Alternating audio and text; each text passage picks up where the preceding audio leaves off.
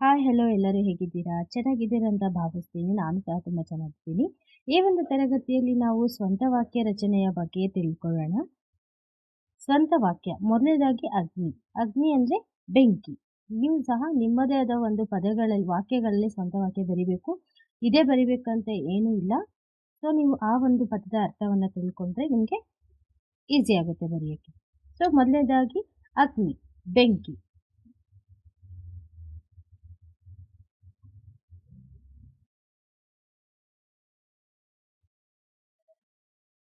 ಬರೆಯೋಣ.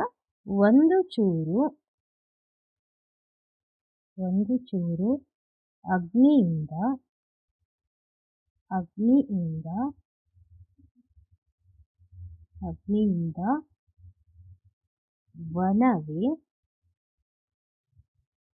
ವನವೇ ಸುಡುತ್ತದೆ.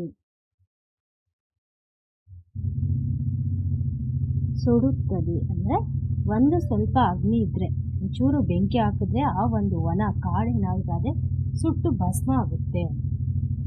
ಕಳೆ, ನಾಶ ಮಾಡು, ಡೆಸ್ಟ್ರಾಯ್, ನಾಶ ಮಾಡು.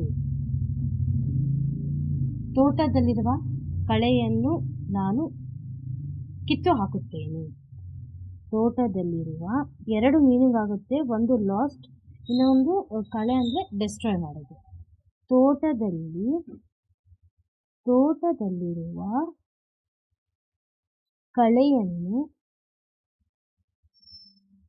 ಕಳೆಯನ್ನು ನಾಶ ಮಾಡುತ್ತೇನೆ.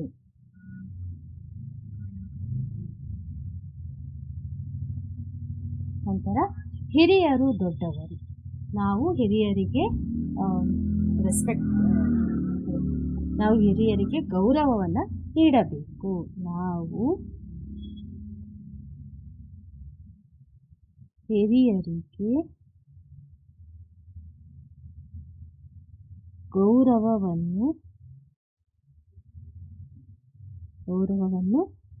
ನೀಡಬೇಕು. ಶಿರ, ತಲೆ.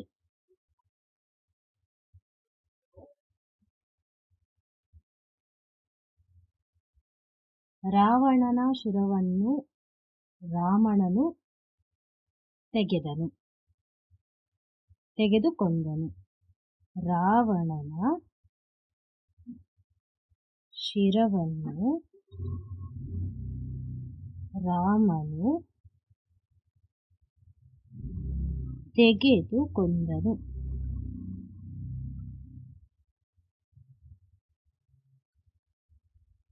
ಜಗ, ಲೋಕ. ಈ ಜಗತ್ತಿನಲ್ಲಿ ಎಲ್ಲ ವಿಸ್ಮಯವಾಗಿದೆ. ಈ ಜಗತ್ತು ಒಂದು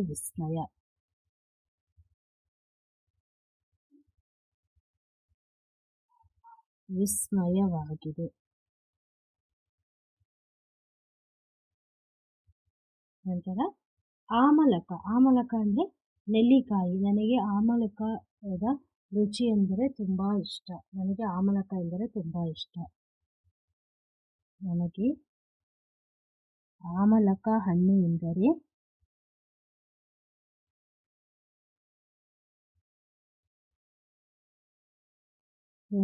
ತುಂಬ ಇಷ್ಟ.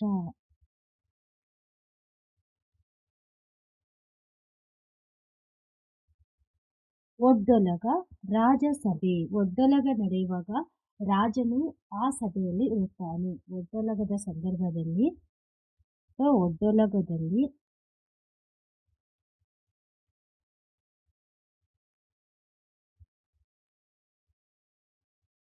ರಾಜನು ಇರುತ್ತಾನೆ.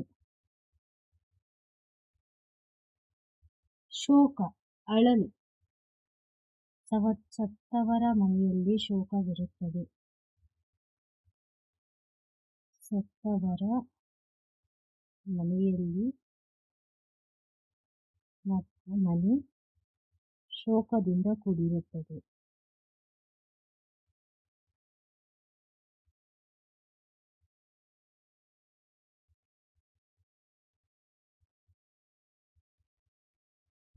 ಈ ವಿಡಿಯೋ ಇಷ್ಟ ಆದರೆ ಲೈಕ್ ಮಾಡಿ, ಶೇರ್ ಮಾಡಿ ಹಾಗೂ ಇದರಲ್ಲಿ ಯಾವುದೇ ಒಂದು ಮಿಸ್ಟೇಕ್ಸ್ ಏನಾದಿದ್ರೆ ಪ್ಲೀಸ್ ಕಮೆಂಟ್ ಬಾಕ್ಸಲ್ಲಿ ಕಮೆಂಟ್ ಮಾಡಿ ತಿಳಿಸ್ಕೊಡಿ. ಅದೇ ರೀತಿಯಾಗಿ ನಿಮಗೆ ಯಾವುದೇ ಒಂದು ಪದದ ಅರ್ಥ ಗೊತ್ತಾಗಿಲ್ಲ ಅಥವಾ ನಿಮಗೆ ಸ್ವಂತ ವಾಕ್ಯ ಮಾಡೋಕ್ಕೆ ಬರ್ತಾ ಇಲ್ಲ ಅಥವಾ ನಿಮಗೆ ತತ್ಸಮ ತತ್ವ ಬೇಕು, ವಿರುದ್ಧಾರ್ಥಕ ಪದ ಬೇಕು, ಯಾವುದೇ ಬೇಕಿದ್ರೂ ಪ್ಲೀಸ್ ಕಮೆಂಟ್ ಬಾಕ್ಸಲ್ಲಿ ಕಮೆಂಟ್ ಮಾಡಿ ತಿಳಿಸಿ. ಧನ್ಯವಾದಗಳು.